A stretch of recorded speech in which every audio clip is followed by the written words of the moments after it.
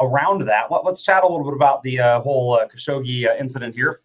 We, as we were kind of looking over the weekend, we're actually chatting about this. We did B-Sides Augusta, and then we had a big meetup here at Rendition headquarters yesterday. And this resolution's terrible. Yeah, sorry, man. The chat's not private. No, chat's not private. If resolution's terrible, there's not a lot, unfortunately, that I can do with that. If it's, there may be something with a webcast platform. We're actively investigating another one here because we've had a couple of issues with this in the past. Yeah. Recommendations would be great. Yeah, pretty much, right? So unfortunately, it is not a private chat. No, the resolution is garbage. But no, it says here is private. I think it is absolutely not private. Well, we're seeing it all, right? How about that? I don't know what else everybody else is seeing, right? So, okay, let's step back for a moment here now that we've answered chat questions and webcam questions. Coming back around, all the way around on this, we were chatting yesterday and Saturday about the, about some of the Saudi impact and possible Infosec ties in there, right? So I think it's pretty well known, at least in the community, or at least believed in the community, that Saudi really had an impact in the Qatari blockade and crisis last year, where they were hacking the Qataris. Right? Yeah, absolutely, absolutely. I got to spend quite a while in the Middle East in 2017. When you asked me where I wanted to go, that probably wouldn't have been the first, but it was an amazing place overall. But what we really got to see is over the course of 2017, how much political power Saudi Arabia, KSA, has in that region. They have more ammo to go at Qatar with the social media, the fake news and all that. And basically Qatar, that small little peninsula, maybe an island one day if they build that river around it, they just can't compete. So you can see KSA force in hand with UAE. They teamed up. Yeah. We saw a lot of stuff. I think Oman tried to step away from it. But overall, we kept going back to the fact that KSA was driving the direction. And I think we're seeing it now. Yeah, I think that there's a big piece to that too, and not to get political here, because that's really not what we're about. When we look at Infosec, though, there was a huge Infosec campaign there, right? They hacked large media stations. They took over that one account. I believe it was the Al Jazeera account for the Crown Prince in the Qatar news agency. Qatar news agency, excuse me. Yep. I said Al Jazeera, but for the Qatar news agency, they took over what would have been an official account for one of the royal family there out of Qatar. Yeah, I mean, a lot of it's speculation, but I think if you read the FBI report, you'll see clearly that attribution was thrown out there. Yeah. But yeah, they basically compromised a website and said, hey, we're going to post bad stuff on here to make Qatar look like they're outside of our circle of trust. And by doing all of those, the ramifications turned into more than just cyber. It turned into this PSYOPs thing to where now Qatar is fighting tooth and nail just to stay afloat. Yeah, not to mention, I mean, and that's really interesting, right? Because the whole, as you looked at that near breakup at the GCC last year, right? And that really is what we were talking about. It wasn't about Qatar being expelled from the GCC. It was about, this is the Gulf cooperation countries, cooperation countries. GCC, basically kind of an alliance, almost a NATO-like kind of thing, except for the Middle East. It wasn't just about Qatar potentially being expelled from the GCC. It was a full breakup at the GCC is what we were looking at as a potential. So we kind of look at that and we say that whole thing started with cyber, right? It was them hacking that official account and then posting things under I say them, it was someone hacking that account, posting things under it. And the FBI report paints a pretty clear picture that it was likely Saudi with potential UAE involvement.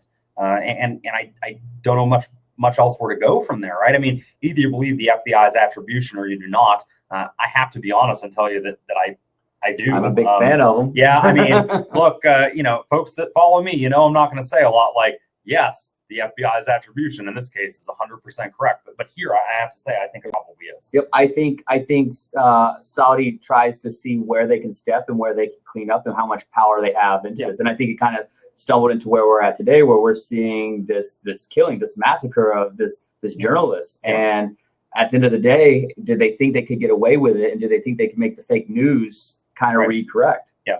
And I think that's really what we want to talk about too. It's not about the killing, and certainly there's a lot of talk that can be had about that.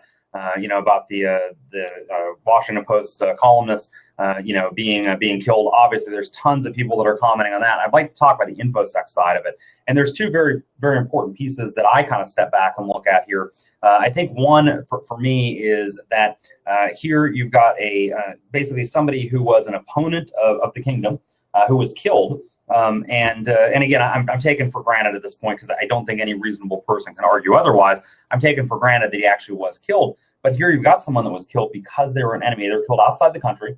They were U.S. Not a U.S. citizen, but a U.S. resident. And as as somebody who myself has been identified as potentially a threat to some other countries, I'm stepping back and looking at this. And if you're a malware researcher at this point, you may have been identified by the Chinese or the Russians as being a threat to some of their operations. I mean, step back and say, if this is allowed to stand, how safe are we traveling internationally as InfoSec professionals?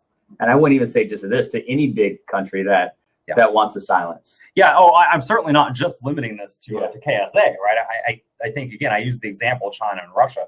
And I think, though, that the implication for me, at least, or one of the implications for me, is that even if it's, even if this is allowed to stand, it may not be KSA doing it the next time. Every I can't imagine that any world government, any intelligence agency isn't standing by and going, is this going to stand? The precedence is and there. If so, right, can we do this too? Yeah. And if so, can we use the same techniques or deceptions to throw just so much noise out there that people either forget about it or they just don't know what to do, so they default shut? Yeah. And so we actually were on Al Jazeera. I was on Al Jazeera Saturday night, actually talking about and commenting on the Washington Post. Who's Washington Post? No, New York Times, excuse me, that broke the whole Twitter disinformation campaigns, as well as the Twitter Insider, right? And to your point, that's really interesting, right? How much noise can you throw out there? And it's clear that that even somebody with as little, when I think like major world intelligence agencies, right, that have the pull to do disinformation campaigns, Saudi doesn't come on my radar. Does it to you normally? They would not have been the first ones that came to mind. I mean, they probably wouldn't have been in the top 5 or 6. But clearly, we're seeing that if you have determination, intent, and opportunity, it seems like you can make some noise, especially in the cyber realm. And cyber realm seems to be driving media these days. Yeah, definitely. We talk about threats, threat intelligence with basically the intersection between, basically intent, opportunity, and capability, right? It's clear that they have the intent. There's no question. The way some of these platforms are being managed, gives them the opportunity. And now the only question comes down to, does that entity have the capability? And clearly, even though, Saudi is not somebody, again, that I would have put in that top tier, intelligence services with worldwide reach, that they absolutely have this. And I have to question, if Khashoggi wasn't involved with the press, would the press have continued to cover this with the zeal that they have, right? I wonder about that. Any thoughts on that? No, I think that's a good point. Like, what happens if this was just a cyber person, or what happens if this was a banker that was just publicly outing them for whatever reason? Like, I think it would have been really hard for the news agencies to try to keep up with all the noise that was going out there. Yeah. And I think that's why we're still seeing it. It's because of his exact position and how he reported. Yeah.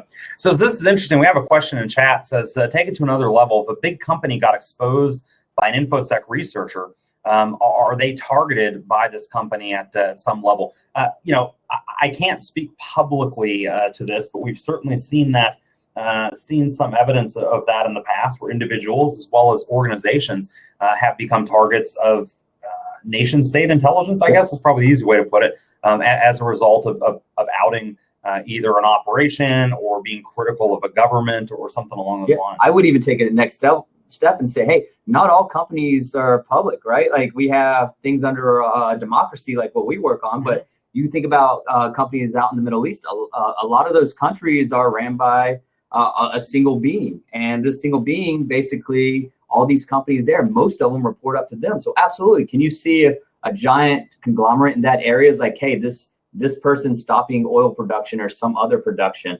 I can easily see that triggering up and be like, okay, how do we resolve this? Well, sure. And, this is something we talk a lot about here at Rendition when we talk about threat intelligence and trying to understand nation-state operations. We regularly talk to clients and say, don't ascribe your own cultural norms to what you're seeing from the, what you're seeing from the adversary.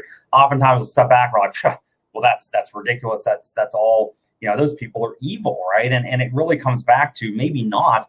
Maybe they're just describing their own cultural norms. In a lot of cultures, the ends justify the means, right? In the U.S. and the free Western world, we generally don't believe that, right? That the ends or that any ends justify the means. But in some cultures, that's absolutely the case, right? It's not individual freedoms; it's the success of the state, that matters, right? And while I wouldn't put Saudi in the success of the state as paramount category, it definitely the success of the royal family is, I would say. Absolutely, right? and I think So, yeah, over the last 12 months, we've seen a lot of changes just in Saudi Arabia thing. Not cyber specific, but I guess the family themselves is still trying to make themselves relevant and stay relevant.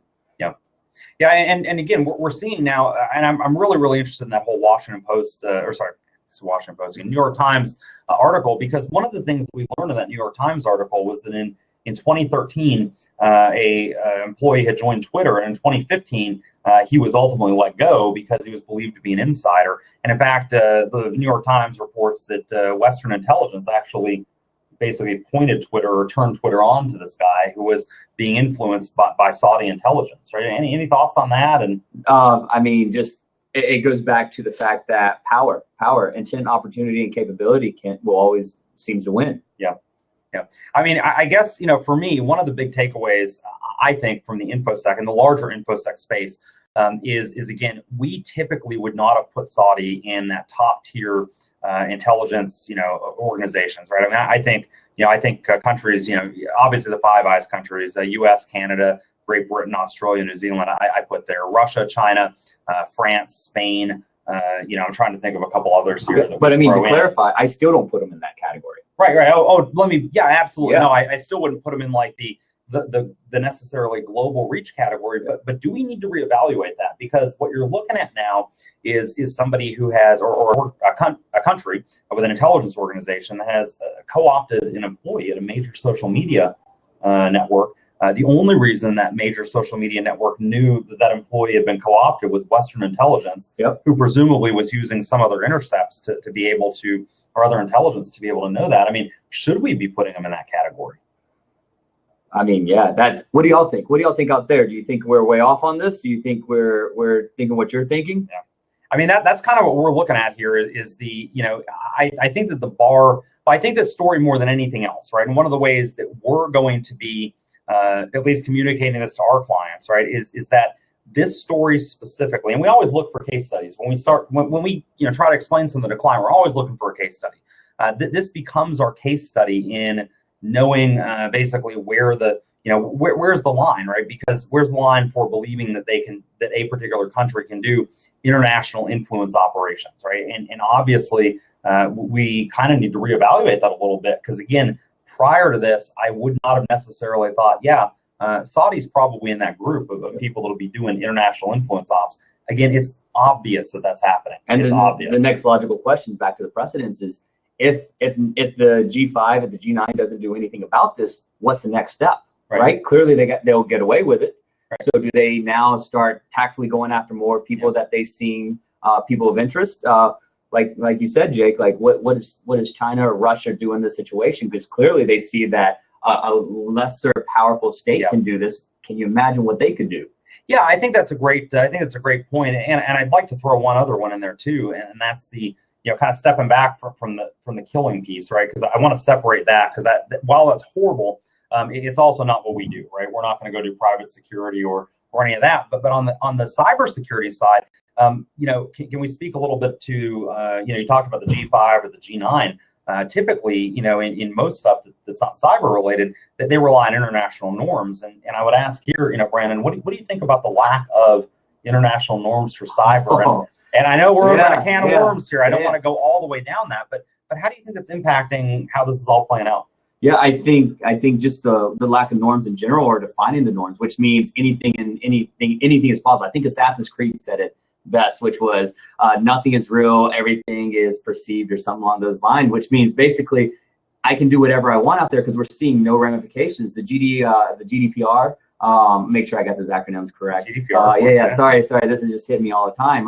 But anyways, we're seeing that. What effect is that having, right? We're trying to put policies out there. We're seeing people kind of throw up a little banner here or there, but nothing's really coming off of it. So we're now seeing, how can we do fake news? We're trying to monitor it from a high level. Is there going to be consequences to it? Who holds consequences accountable, right? Yeah. I mean, and then it comes back to responsible reporting from media, like who's holding them accountable. And once again, we're now at this global level. Do we need a global security cyber NATO, basically?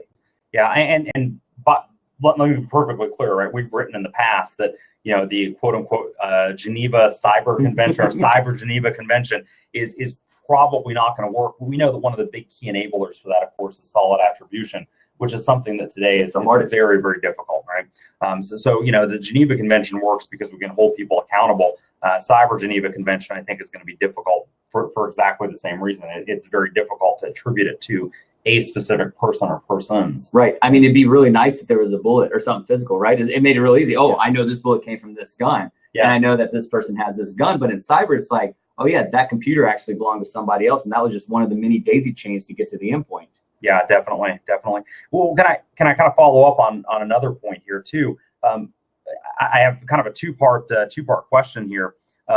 This is actually really interesting. Somebody put a something note in here on the chat. Says, with all the different data privacy, retention, and storage laws, it does make attribution difficult, right? There are people that, particularly in the EU, right? If I'm a hacker today after GDPR, I'm bouncing to the EU, right? Yeah. I'm intentionally bouncing. Germany, I love you. I was actually going to say Germany in particular, right? I have to.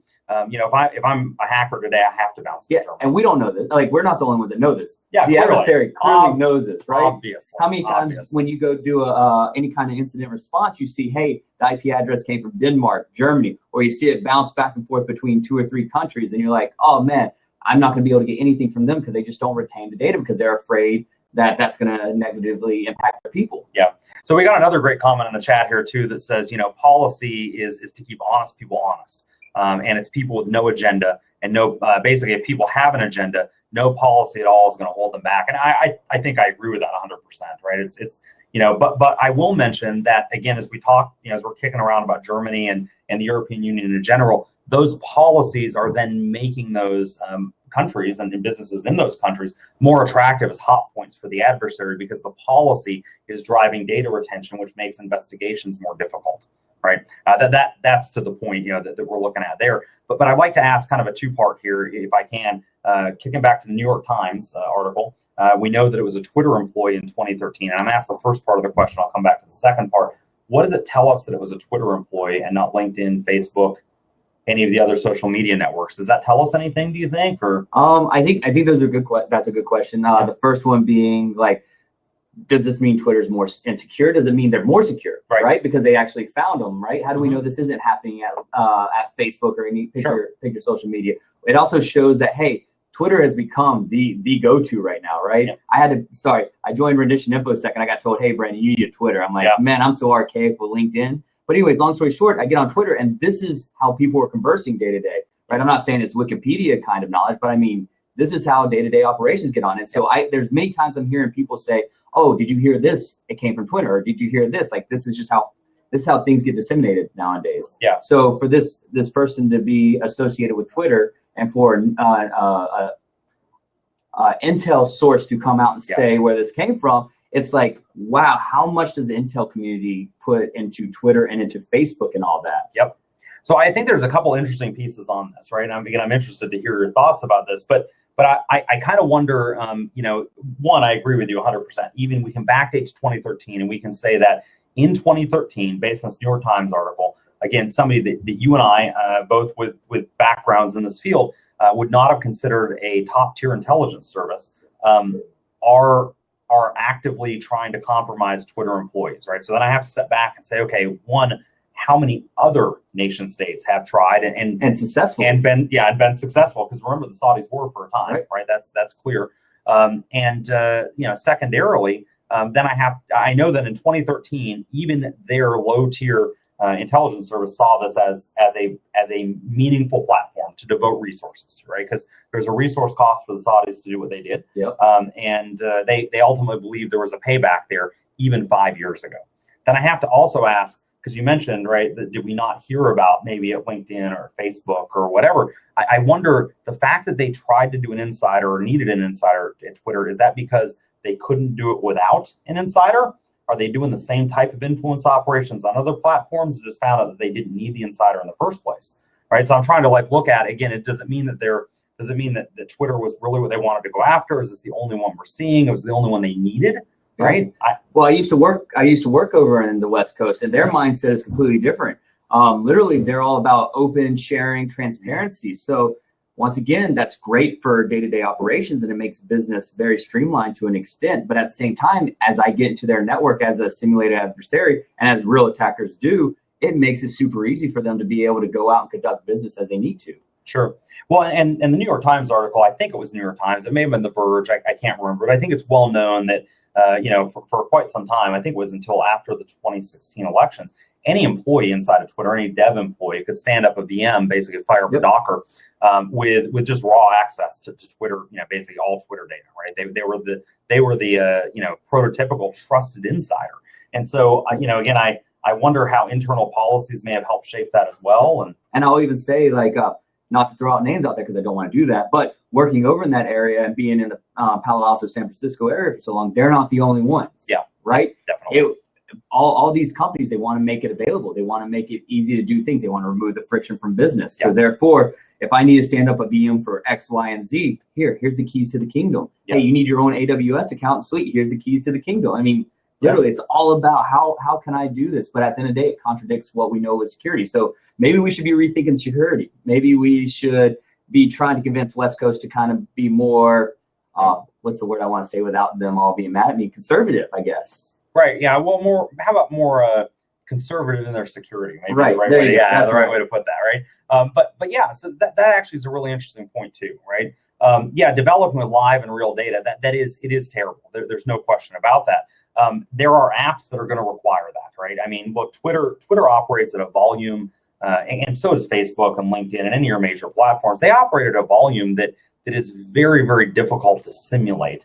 And I understand the desire to work with that real data, right? But yeah, I agree with the comment here. The development of live and real data is a terrible route to go. And certainly all people don't need that access, right? So again, we're talking about security 101. I feel like we're back in the 90s now, right? Oh, Principle man. of least privilege. Absolutely. Separation of duties, right? But how many times have you been at a development company and they're like, my developer has to have root on his machine because he wants to run VS Code, or he wants to run his own version of Chrome with his extensions, and he gets tired of having to submit a ticket to get installed.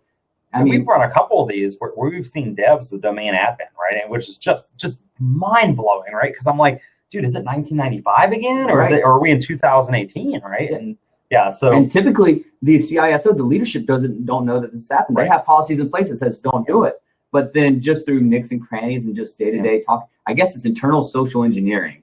They get what they need, but yet they become more vulnerable to the attacker. Yeah. Well, you remember too, and obviously we can't get into client names here, right? But we were chatting with a client, I think it was about 6 weeks ago, where they had a bunch of developers, and they proudly proclaimed that their internal development team didn't have local admin on the workstations. And we're like, dude, they're in the debuggers group, the debugging group. They have debugging privileges. They have local admin. They just haven't taken it yet. Right. And they're like, no. And we're like, let me show you how this works. If you have debugging privileges, you absolutely have local admin. And you and I both know once you get local admin, it's just time and space to domain admin. Yep. Especially if you're gold disking and you're not changing that local admin password. Come on, man. I mean, I don't need a domain at that point. Yeah, truth. But once you've got local admin on any domain joined machine, you've got domain admin eventually. Oh, I love that comment right there. Silicon Valley, product first, security last. Yeah, totally. If they even have time. If it's even a security product or company, I mean, I can roll back actually with Rendition a few years ago here. This predates you being here. We did a security assessment for a security product, right? And there were stir copies, unchecked stir copies, nice, all over the code. And I'm like, dude, for goodness sakes, man, you're a security. You're writing endpoint agents that run with system privileges on these machines, and you're writing them with stir copies, right? Yep. And they're like, well, show me how you'd weaponize that. And I'm like, I don't need to. I can just tell it's broken. Like, don't do this, right? And it's security 101, right? All about the Benjamins. I like this, right? Totally. It's first to market, return on investment, the whole. Well, I remember we were actually talking about this last week, right? Where the whole, I can't remember who the quote's from, but they talk about that if you're not embarrassed by your first product shipment, then you over-engineered it. Absolutely. Right? But that works MVP. Kind of in the functionality, right? Not the security side, right? And I don't want it to go down the road of is an MVP okay without security? I think you and I are both going to agree it's not. But if I can, let me circle back around one more Twitter question here. The 2013 piece, right? So we know again the Saudis influenced or co-opted an employee there in 2013. He's fired in 2015. these dates become very, very important to me because of the 2016 influence elections, Right. the influence Absolutely. operations in the U.S. elections. And so my question to you would be, do you think Twitter clearly did not make this public? The U.S. intelligence community, according to the article, I'm taking the New York Times at face value, with this. right? They notified Twitter. They said, hey, Yeah. we're going to let you know we got a problem here. I'm curious if the public had known about that in 2015, either through the intelligence community or through Twitter, would we have had a different look or a different feel to us about how we interpreted the misinformation campaigns rolling into the 2016 elections? Could we have started a year earlier? Because look, I'm not saying we've solved it now. We definitely haven't solved it now. Goodness, It's no, really, no. But at least the public is now aware that it can happen. Yes. And can you imagine if they were aware it could have happened back in March of 2016? Sure. No, I get kind of chills thinking about that, right? And I did from, kind of from the time that I read that New York Times story. One of the first things that hit me was I was like, well, because my mom, right? And I use my mom. If you've listened to me before, I use my mom as an example of somebody who's not technically. She's a very smart woman. She's an executive, but she's not a technically capable person, right? So, but this is something that's on her radar today. The whole fake news, information propagation, information warfare, basically, is information ops and disinformation ops, right? It's something that's on her radar today that wasn't then, right? And I wonder, how many other people in her position, right, would be she more critically evaluates news today that's shared with her on social media or anywhere for that matter than she did previously. And you kind of kicked back to a point here a second ago where you said not that we've solved the problem. Look, it's obvious, right, from some of the troll armies that we saw kick up around Khashoggi's death, right, that we haven't solved the problem. We haven't solved the problem, right? It's still happening. People are more aware that it's happening. Yep, and we're at midterms right now, right? We are at midterms. There's no question, right? So there was a lot more in the press about some of these disinformation campaigns. And I guess I kind of wonder, had Twitter done that, I think we kind of agree that had Twitter or Western intelligence flown that flag in 2015, would we have seen a different outcome in 2016 or at least a more educated populace then? Yep, and I also think from the business impact of Twitter, right? If they came forward with it back then, would we still have Twitter as a primary platform right now, right? Because with all that dissemination that went out, like we're now starting to lose trust. And is this post legit? Is it not legit? I thought Malware Jake was was following me. Is it actually Malware Jake? Right. Right. Like Totally. where are we at with this right now? Yeah. Well, then I wonder too. So I'll kind of close unless we have other questions here. I'm going to close with two other questions to you and kind of conversation here.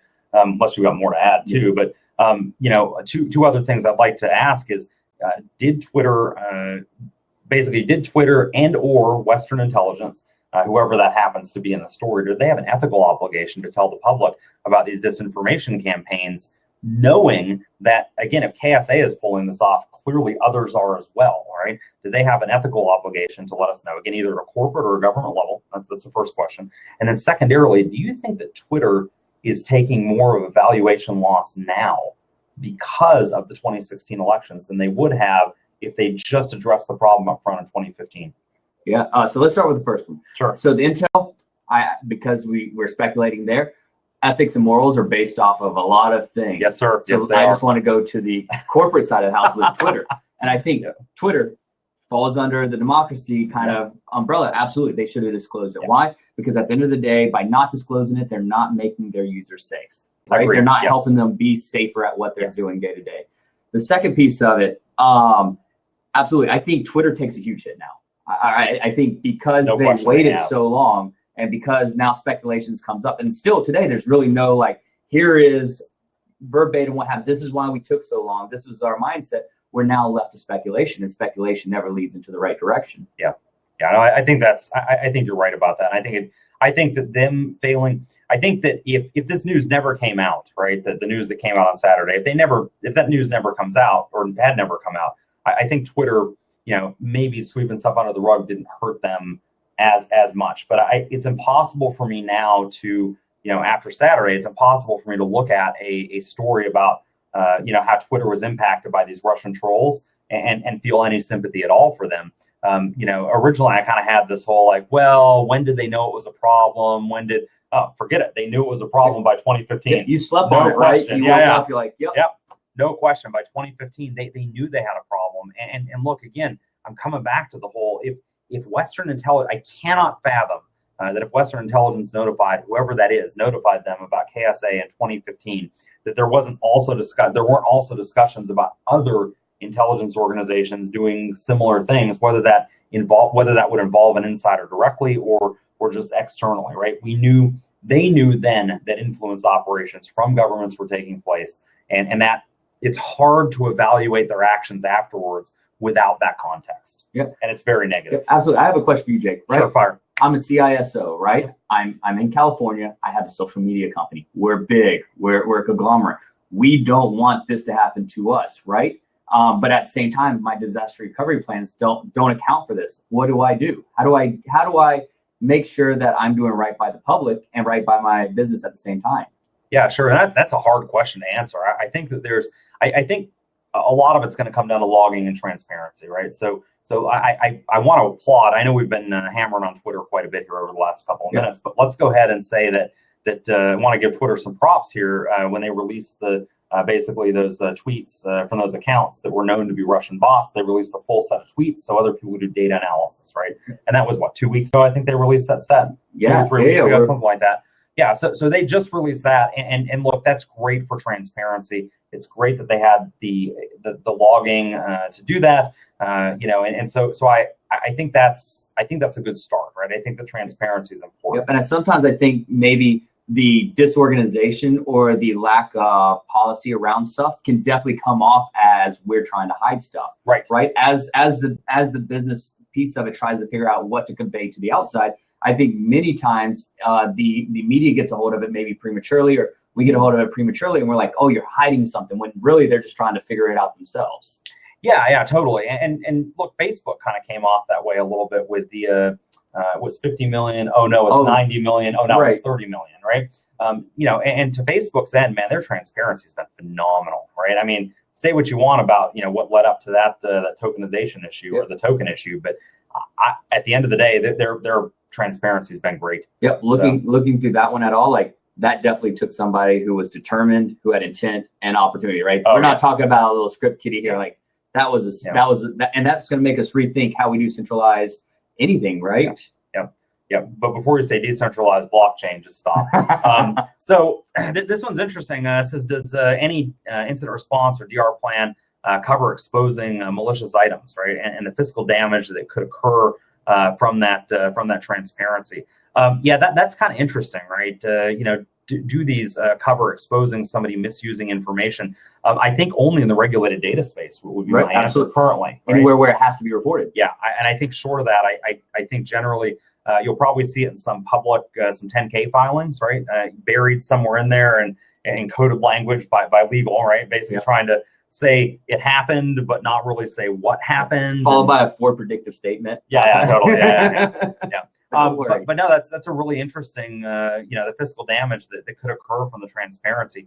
I guess maybe two other points to kind of address is do we as we talk about these social media platforms and it doesn't need to be social media, but anything that's gotten that big, are those covered as national assets, or should they be, right? Because at that point, then maybe we do need, and anybody who knows me knows that I'm not advocating for regulation. I am not advocating for regulation, but I do have to ask, right? Is there do we maybe need some regulation around that? Not in how it's controlled, how it's used, but maybe just in the reporting aspect.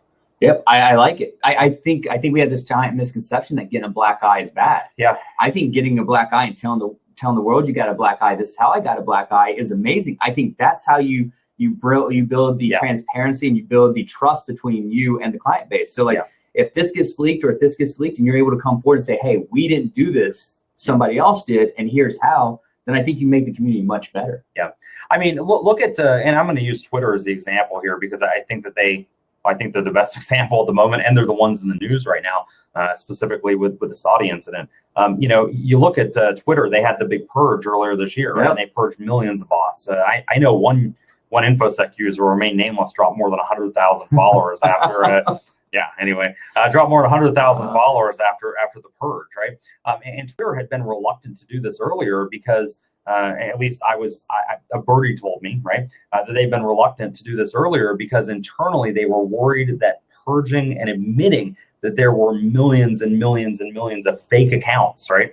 Bot accounts that weren't advertised as being bots, was going to devalue the platform.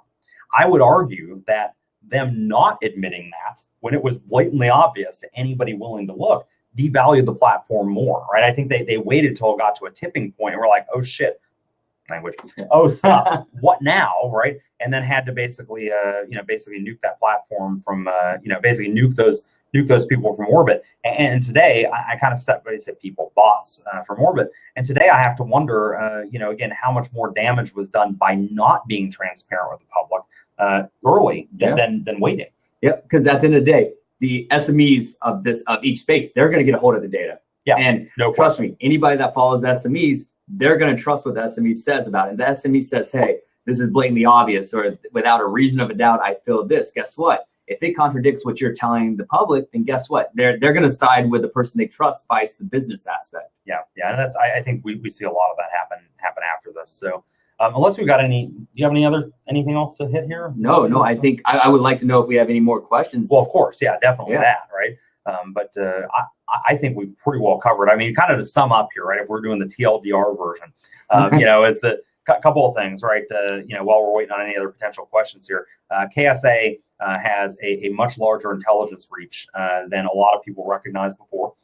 And by proxy, I think you have to step back and say, if KSA, then who else? Yep. Right? It's not just the top tiers. It's not just the Five Eyes, France, Germany, Spain, etc. Right?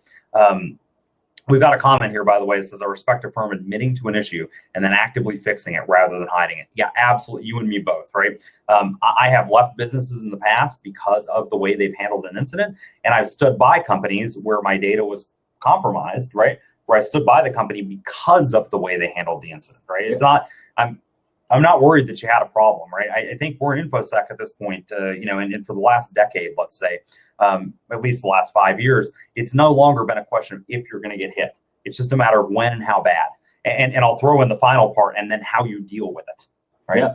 But at the end of the day, we're not outside. Like, we're seeing a lot of, this is how the subject matter experts in this field, right? Not just rendition InfoSec. I mean, this is definitely our bread and butter of how we deal with it, right? But everybody else is starting to move towards it. You're starting to see more of this open honesty, this transparency, and getting to the core of where the fundamental problems are. And like you said, right, I highly respect somebody that comes out and says, I got a black eye. Yeah. And we got another comment here that says, basically, we note that starting up on cyber warfare gives a really good bang for the buck with smaller countries that don't have a military budget. And they mentioned that North Korea has been such a thorn because of that. Now, North Korea is really not the best country to use there because they have a tremendous military budget. Although I get your point, right? Saudi also has a tremendous military budget, right? I do agree with you, though, that there are a lot of countries that have a very, very minimal budget that are using cyber to flex in a space where they wouldn't be able to otherwise. And I have to throw out here that I honestly, and actually now I'd like to know your opinion on this too, is I don't think it's so much because cyber warfare is the best bang for the buck. In fact, I might mention that it's not necessarily the best bang for the buck. It's just that if I launch a missile into somebody else's airspace, they're going to see where it came from. Yep. This comes back to me for an attribution issue. Thoughts on that? I don't want to speak too much on that. Don't want to speak too much on that one. Too much on that okay. Fair enough. Right. But yeah, I do have another question now. Please. Right? Sure. So what happens if, say, NATO or anybody doesn't want to take action on this? What happens if the individual state wants to go after them? Like, how do we give support to that? Do we give support to that? Do we say, no, you should listen to what the big boys say and be on board with that? Yeah, that's a tough question. And, honestly, too, that could even delineate based on your assessment of an attribution, right? So if it was a G9, attribution, and just go to Jester Actual. No, let's not. Syrian government opposition, definitely. Syrian government opposition is a great example. The Syrian Electronic Army has not just hit Syrian dissidents, also, Syrian Electronic Army, by the way, is a pro-Assad group before anybody think otherwise. They're a pro-Assad group. They've not only hit dissidents, but they've hit other countries, right? They've hit, they very famously compromised PayPal UK. That was a big hit there. I do agree, though, that somebody else pointed out here, too, that the operations are not going to stop. They're just going to increase. I agree wholeheartedly with that. If you're in cybersecurity, you're in the right place right now because you got a job. You got a job. Yeah, there's no question there. Definitely. But to that, right? Just because it's happening does not mean that we should let it happen, right? Agreed. We don't throw our hands up and say, right. Yeah. And I think a lot of people are just saying, hey, how can I get cyber insurance? How can I have the quote just the $1 million protection, right? Yes. Because it's going to happen to me. So do I invest into the people or do I get a security policy? Yeah, totally. And the answer to that is don't just go get a cybersecurity policy because they don't pay out if you don't actually do cybersecurity. Kind of like if you have a car insurance policy and you drive drunk, and high on drugs, you typically don't get covered there because you were negligent in operating your vehicle. If you operate your network in a negligent manner, it is our experience your insurer doesn't pay either. And even for 100% on board. They always find ways to invalidate your findings. Justin just asked, when will the abracadabra framework be released? I totally meant to do that yesterday. I'll push it today. So it's been we've caught a couple of incidents at Rendition, which we were supposed to have a third speaker here. Yeah. That's why we don't. Brandon McCrillis is actively coordinating an incident right now. And so, Justin, I apologize, man. I'll get that out hopefully today, just to get that published and out there. For those that don't know, abracadabra involves breach reporting.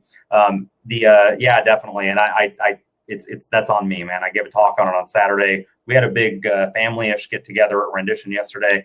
Lots of folks in the community came over, as well as obviously our employees. We had no more parking. So, we had no more parking. It's a great problem to have. But anyway, another question we got is, how do we move the industry from reactive to proactive? And I don't want to answer this from a infosec industry overall. I want to keep this limited to at least understanding influence ops and really what we're seeing on the Saudi side, because I think otherwise that's a $1 million question right there. But I think on that influence side, I think it's be aware. We talk about this in strategic threat intelligence, right? Be aware what actions your organization has taken today that may incur additional cyber liability, right? We know that if we compete with anything in China's strategic 5-year plan, or now there's a 10-year, made in China 2025, nice. Right? Yep. Yeah. Right. So the made in China 2025, if you move into a sector there where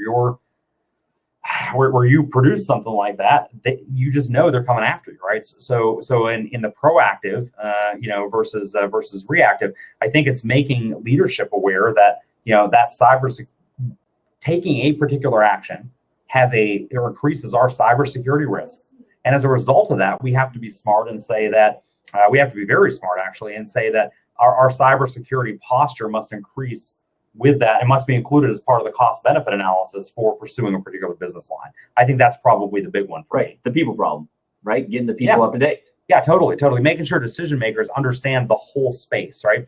So I might say here, right, that if you are an outspoken, I'm going to stick to KSA here, right? If you're an outspoken critic of the Kingdom of Saud, and you then turn around and maybe enter business in the GCC, I think you should know then that, and not just them, apparently UAE was involved in the Qatari thing as well, according to the FBI at least. And so I think if you're operating either of those countries or looking to operate in either of those countries, you have to then understand that increased cyber risk. And while we're focusing on them, there are many other examples. I get the China made in, So you're telling me I should not wait till, I'm going to use some words here, some artificial intelligence, big data, machine learning algorithm that detects all these bots solves it? I mean, obviously, AI is going to solve that, and if not, dark blockchain will. There you go. Right. So, I think that's a great way to, or a great spot to cut it. Right. So our kind of wrapping back around here, right? We're looking at KSA, basically fighting out or punching out of their weight class in the whole compromising a Twitter employee. Right. I think that's a big one. And then if them, who else? Right. I think there's others probably that fit that mold now. And I think we should be reevaluating our risk models as a result. If you'd asked me earlier, I happily would have put money down on the table and said that KSA Intelligence did not co-opt a Twitter insider that worked there for 2 years. Right? I would have bet against that, and I felt comfortable on that bet I'm not a betting man. I'd bet against that, and I felt comfortable about it every day of the week. And that's forcing me now to reevaluate not just them but others who might also have similar resources and motives. Right, so that's probably my biggest takeaway there. The other one is, if left unchecked, the killing that went on obviously, was not a cyber piece, right? But certainly we disrupt operations in intelligence operations and force embarrassment upon countries. Gosh, I think pretty much every week, actually, as it turns out. Yep. A lot of them are in Eastern Europe. A lot of them are in South Asia. Right. It just comes like cyber doesn't just affect cyber. Right. Cyber affects everything now. Yeah. And again, if that goes unchecked, if that now becomes a, we can kill someone in our consulate and dispose of the body and lie about it, despite all the evidence to the contrary, becomes a new international norm. Right. That certainly impacts how I'm doing risk analysis Absolutely. on my international travel. Yep. I'm definitely looking at those flights I'm taking and my layovers and and the area and overflights even, right? Do I fly over this country? Like now, can you imagine how you start planning your flight? Oh, nope. I guess I'm flying over. Are you seriously asking if I can imagine how I'm doing it? You know I can imagine how we're doing it. We've been doing it now for a couple of years, right? So, nation state threats will come after you based on your risk, right? Should we wait until we get to Saudi, or should we just go and get him in Turkey? Yeah, look, I think it was clear he wasn't coming back there. In fact, if you read the if you read the New York Times article that broke that originally, they basically they've got a source that says the intent was to kidnap him, to take him back as part of a resettlement operation. Yep. And the goal of that, actually, the stated goal of the resettlement operation is basically to make sure that dissidents living outside the country can't be co-opted by foreign intelligence, right? So you think about like the irony of that, right? And I mean, I guess, totally. Look, if I have to say, completely amoral, right? From a completely amoral standpoint, bringing somebody back like that, kidnapping them, bringing them back into the country and putting them in whatever you're putting them in. They had a lot of people planning this. They did. Right. This wasn't a one-person thing. There's no question. Yeah, totally. But again, I really want to come back. Is risk versus risk, right? It was high risk. Could they have hit him in the U.S.? I absolutely believe they could have. Yep. It just so happened he wasn't in the U.S. I think the risk was lower in Turkey. But again, as we start looking at, a lot of our operations are internationally based. Even at Rendition, we've got a number of international clients, and this is forcing us to take a new look at our risk profiles with our consultants that are traveling. Many of whom are known to have come from a particular job field. Yeah, a particular job field, right? So I'm obviously outed. I won't say anything about anybody else, but anyway. Anything else? No, I think the last wrap up on this is Saudi and Turkey. They do not have the best relationship. So, no. I mean, that being said, you don't have to be a friend of my friend, right? It can happen anywhere. Indeed. Yeah, definitely. That actually is a perfect point, right? It's not necessarily just a cooperating country. Again, places that I would have thought they would have tried to pull that off, Turkey would not have been on the list for that reason, absolutely. Right? It's not a friendly country to help you cover something like that up. And in fact, some of the early news actually came out because the Turkish government said, "Hey, here's some surveillance photos." Yeah, bro, like what's up? We saw him go in, and he never came out. WTFO, right? Kind of thing. So, I think that's an excellent point to close out with. Awesome. Well, hey, I appreciate everybody coming out. Brandon, thank you so much for. I love it. Great questions. Great comments. Yeah, I know. I saw that somebody else posted here. They just released some photos of someone else in his clothes, kind of disguised as him. Yeah, I saw that earlier today. It's definitely a sticky situation, right? It's a bad situation all the way around. On the human side of this, it's absolutely tragic. And again, that's not what we do. We really wanted to talk about the Infosec implications, and I think we've covered those pretty substantially here. So thanks everybody for coming out. We'll certainly post this as well. But thanks for the great questions and the great commentary, and we'll see you at the next one of these. Thank you so much. Thank you. Thanks.